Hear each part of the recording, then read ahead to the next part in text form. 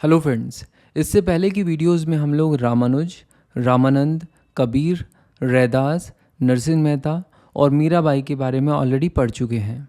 और आज की इस वीडियो में हम लोग बात करने वाले हैं वल्लभाचार्य और उनके डिसाइपल सूरदास के बारे में। चलिए शुरुआत करते हैं वल्लभाचार्य से। वल्लभाचार्य की लाइफ से रिलेटेड डिटेल्स हमें मिलती हैं वल्लभ दिग्विजय नाम की एक बुक में, जिसके ऑथर हैं यादुनाथ। इस बुक में मेंशन डिटेल्स से हमें पता चलता है कि वल्लभाचार्य का जन्म वाराणसी में एक तेलुगु ब्राह्मण फैमिली में हुआ था और कुछ समय के लिए ये विजयनगर एम्पायर के रूलर कृष्णदेव राय के कोर्ट में भी रहे थे। और कृष्णदेव राय ने ही इन्हें टाइटल दिया था वल्लभ का। वल्लभ बेसिकली विष्णु जी का एक दूसरा नाम है और श्री कृष्ण को जिस नाम से ये संबोधित करते थे वो नाम था श्रीनाथ जी। वल्लभाचार्य ने ही भारत के नॉर्थ में पुष्टि मार्ग की स्थापना की थी। अब यहाँ पर क्वेश्चन आता है कि ये पुष्टि मार्ग क्या है, तो ये समझने के लिए हमें बात करनी होगी वल्लभाचार्य की शुद्ध अद्वैतवाद की फिलॉसफी की, यानी philosophy of pure non dualism की, क्योंकि इसी फिलॉसफी के बेसिस पर इन्होंने पुष्टि मार्ग की स्थापना की थी।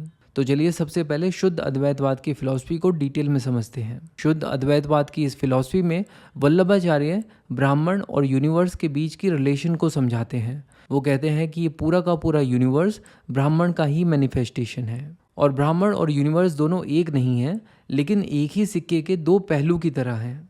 इसके अलावा शुद्ध अद्वैतवाद की इस फिलॉसफी में वल्लभाचार्य कहते हैं कि यूनिवर्स ब्राह्मण से इनसेपरेबल है और ब्राह्मण का अनचेंज्ड एस्पेक्ट है, यानी जिसे कभी भी चेंज नहीं किया जा सकता। तो ये है पूरा का पूरा कंसेप्ट शुद्ध अद्वैतवाद का, और इसी के बेस पर वल्लभाचार्य ने पुष्टि मार्ग की स्थापना की थी। पुष्टि मार्ग का लिटरल मीनिंग है पाथ ऑफ ग्रेस। पुष्टि मार्ग में डिवोटीज को वो रास्ता दिखाया जाता है जिस रास्ते पर चल के वो श्रीनाथ जी के प्रति सेल्फलेस भक्ति में लीन हो सकते हैं। एक ऐसी भक्ति जिसके बदले में आप कुछ भी एक्सपेक्ट नहीं करते हो एक्सेप्ट लव। और कहा गया कि इस तरह भक्ति कर कर, यानी इस पुष्टि मार्ग पर चलते हुए आप मोक्ष की प्राप्ति कर सकते हो। पुष्टि मार्ग से रिलेटेड कुछ इंपॉर्टेंट डिटेल्स भी हमें पता होनी चाहिए। फॉर एग्जाम्पल, पुष्टि मार्ग में 8 प्रिंसिपल सेंट्स हुआ करते थे। इन 8 प्रिंसिपल सेंट्स को कहा जाता है अष्टछाप। और पुष्टि मार्ग में सबसे इम्पॉर्टेंट पिलग्रिम प्लेस है नाथ द्वारा। ये जगह राजस्थान में है और यहाँ पर श्रीनाथ जी का एक बहुत ही फेमस टेम्पल भी है। अच्छा, एक बात और, ये जो शुद्ध अद्वैतवाद और पुष्टि मार्ग की फिलॉसफी है, इस पूरी की पूरी फिलॉसफी को खुद वल्लभाचार्य ने एक्सप्लेन किया है अपनी एक बुक में जिसका नाम है 100 दश ग्रंथ। इसके अलावा वल्लभाचार्य ने कुछ और बुक्स भी लिखी हैं, जैसे कि तत्वार्थ दीप निबंध। इस बुक के अंदर वल्लभाचार्य ने कई सारे हिंदू स्क्रिप्चर्स को इंटरप्रेट किया है यूजिंग हिज फिलॉसफी ऑफ शुद्ध अद्वैत। इसके अलावा वल्लभाचार्य ने अनुभाष्य को भी लिखा है जो कि ब्रह्म सूत्र की एक पार्शियल कमेंट्री है, और साथ ही साथ उन्होंने शुभोदिनी को भी लिखा है जो कि भगवत पुराण की पार्शियल कमेंट्री है। तो इन डिटेल्स को कवर करने के बाद हम कह सकते हैं कि वल्लभाचार्य से रिलेटेड सभी इंपॉर्टेंट डिटेल्स हमने कवर कर ली हैं। चलिए अब बात करते हैं सूरदास की। सूरदास की लाइफ से रिलेटेड डिटेल्स हमें 2 बुक से मिलती हैं। एक बुक है 84 वैष्णव की वर्था, जिसके ऑथर हैं भाव प्रकाश।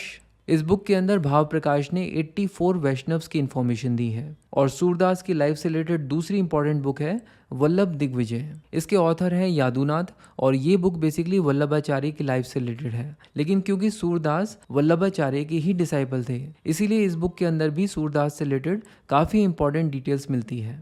इन दोनों बुक्स के बेस पर सूरदास की लाइफ से रिलेटेड जो डिटेल्स हमें मिलती हैं उनसे पता चलता है कि सूरदास का जन्म आगरा में रुंगटक नाम के एक डिस्ट्रिक्ट में हुआ था, और इनका जन्म एक ब्राह्मण फैमिली में हुआ था, और ये जन्म से ही अंधे थे। और इन्होंने अपनी पूरी की पूरी लाइफ श्री कृष्ण और राधा जी की भक्ति में डेडिकेट कर दी थी, और उनकी भक्ति में लीन होकर इन्होंने ब्रज भाषा में कई सारे गीत कंपोज किए। ब्रज भाषा बेसिकली हिंदी की एक बोली है जो कि दिल्ली, आगरा और मथुरा वाले रीजन्स में बोली जाती है। तो ये तो बात हुई सूरदास के शुरुआती जीवन की। लेकिन जब इनकी उम्र 18 की हुई तो ये आगरा से निकलकर गुजरात पहुंचे, और यहाँ पर इनकी मुलाकात हुई वल्लभाचार्य से, जिनको इन्होंने अपना गुरु बना लिया।